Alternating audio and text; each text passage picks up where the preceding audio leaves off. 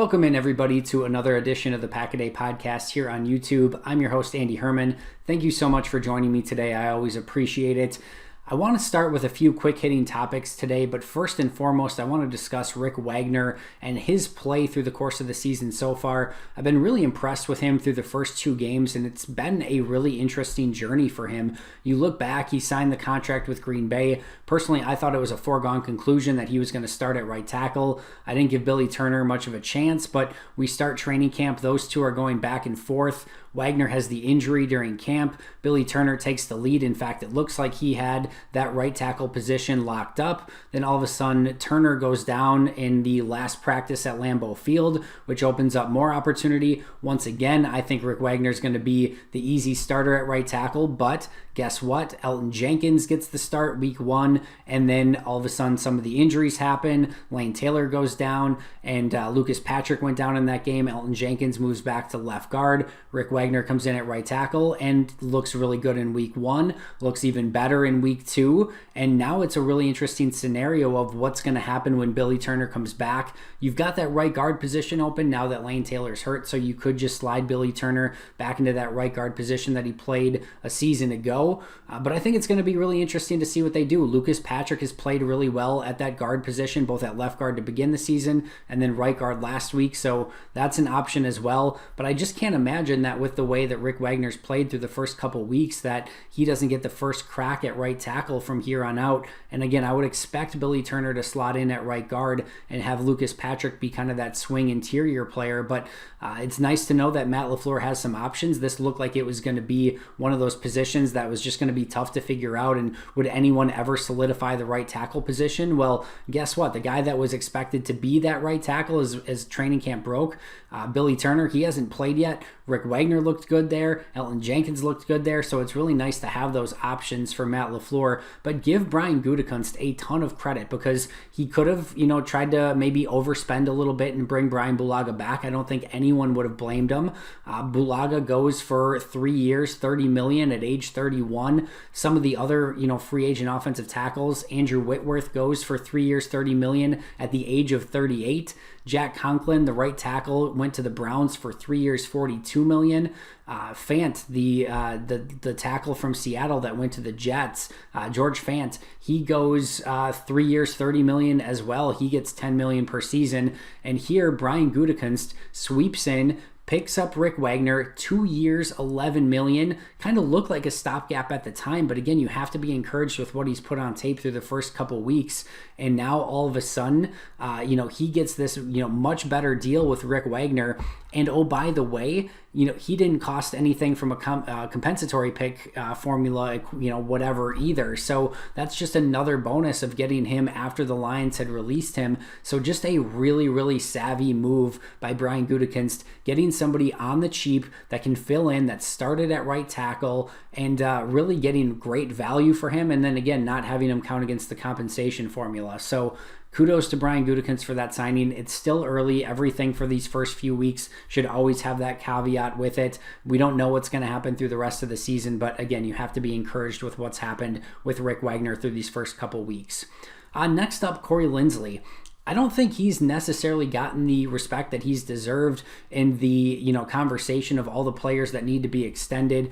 David Bakhtiari, Kevin King, who had a really nice week this week, Aaron Jones. And then it kind of seems like Corey Linsley has been to the side. And listen, I can look you right in the eye, right in the camera and say, I've probably helped that narrative that, Corey Linsley's a foregone conclusion. I wrote an article prior to the season that said I thought there was an opportunity that Corey Linsley could get cut before the year even started. And that was, if you can go back and read the article, I said, I hope it doesn't happen. I've been a huge fan of what Corey Linsley's put on tape over the course of the last handful of seasons. I think he's one of the better centers in all of the National Football League. I never thought that he got the credit that he deserved, but I thought from a salary cap standpoint, especially with the cap going down next year, that they had some opportunity there to maybe make that move and go with a younger Lucas Patrick, who is making much less money. I think had maybe some of those moving pieces not existed, I think maybe that could have been an option, but it obviously never came to fruition. And again, I'm very happy with the fact that that did not come to fruition. He's been really good through 2 weeks again, and I just don't I don't think he's gotten the credit that he deserved up until this point, and I don't think that he's gotten the credit that he deserves when people always talk about the next contract. Now, I get it. If we're talking about left tackle, a starting corner, a center, and Aaron Jones, who's putting up ridiculous video game numbers week in and week out, and just did again this past week, yeah, Corey Linsley's probably going to be the back of the line, but a lot of those runs that you've seen from Aaron Jones have come right behind Corey Linsley in the A gap. So I think he needs to be in that conversation. There's no way that they get all four of those guys back, and I get difficult decisions are upcoming, but he at least has earned the right to be in that conversation. Another topic that's come up quite a bit over the course of these past couple weeks has been the drops. And is this going to continue to happen? And will it kill the Packers offense long term? And I just don't think so. And the reason that I say that, Davante Adams is very sure-handed. Alan Lazard, we've seen him catch, contested catch, tough catch situations, sliding to the ground, high pointing the football. He has the ability to make those difficult catches. We've seen it week in and week out through the course of the last season plus now. So I don't think he's a guy that's going to drop a ton of balls. I know MVS has, but you look at guys like Aaron Jones catches the ball well out of the backfield, as does Tyler Ervin, as does Jamal Williams. Mercedes Lewis has been reliable. I know he doesn't get a ton of targets, but Robert Tonyan, even in minimal snaps through his career so far, has been usually a reliable hands catcher. That leaves Jay Sternberger and MVS.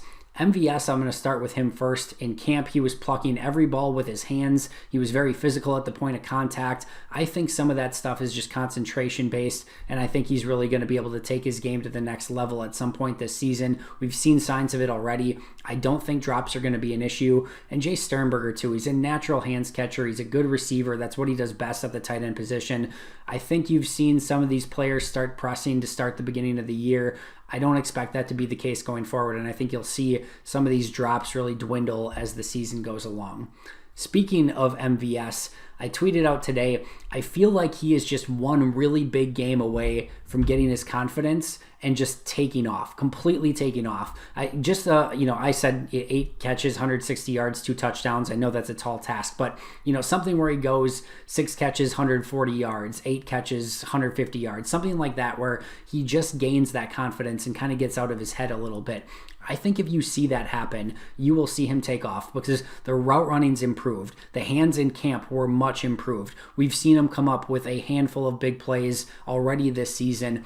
I think it's coming. I want to see him have that big game and then see him continue to stack that success. But I feel like if he can just have that one big game, gain that confidence, kind of get out of his head a little bit, I feel like the sky could be the limit from there for MVS as he starts to make that jump in his third year.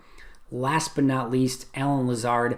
I don't have a big take here, just that I love watching this guy play football. He is a really good wide receiver. He does all the little things right.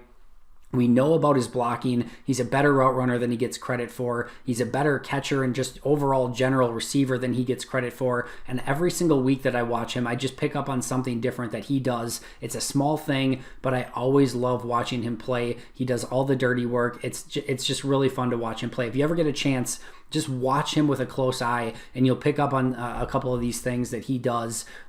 Just finding open space when the play is broken down to try to, get himself open after a play. His route running is more crisp than he's given credit for. So I just love really watching him play football, and I think you're going to see him continue to progress as time goes on as well. That does it for me. Thanks as always for checking out the Pack a Day podcast here on YouTube. Make sure to check out Dusty, Steve, and Sarah. They always do a tremendous job. You can find that wherever you get your favorite podcasts. I'll be back tomorrow. I'll see you then. Until next time, go Pack Go.